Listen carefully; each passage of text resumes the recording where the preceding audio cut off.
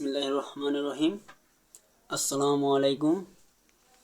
আমি আজ কথা বলবো ইপিএল অর্থাৎ ইংলিশ প্রিমিয়ার লিগ নিয়ে। এই মুহূর্তে ইংলিশ প্রিমিয়ার লিগ খেলাটা অনেক জাঁকজমক হয়ে চলছে।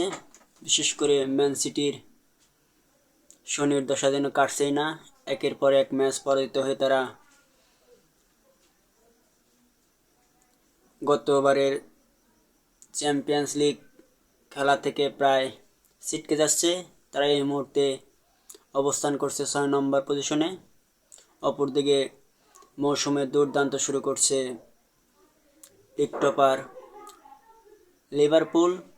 এই মুহূর্তে তারা অবস্থান করছে 16 খেলায় 12 জয় নিয়ে 39 পয়েন্টে।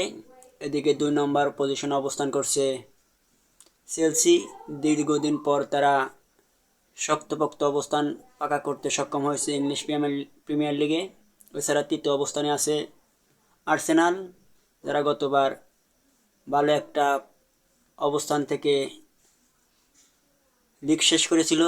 চতুর্থ অবস্থানে আছে নটিংহাম ফরেস্ট এবং পঞ্চম অবস্থানে আছে বর্নামাউথ।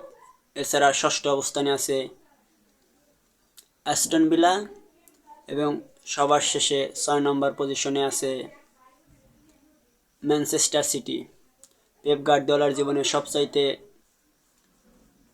করুণ পরিণতি বলতে পারি, তার কোচিং ক্যারিয়ারে এত ম্যাচ পরাজয়ের সম্মুখীন কখনো হয়নি।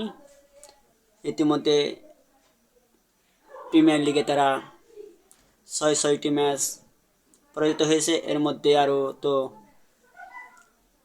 ইপিএলের কথা বলতেই পারি, বিশেষ করে ইউসিএলে তাদের শনির দশা যেন কাটছেই না।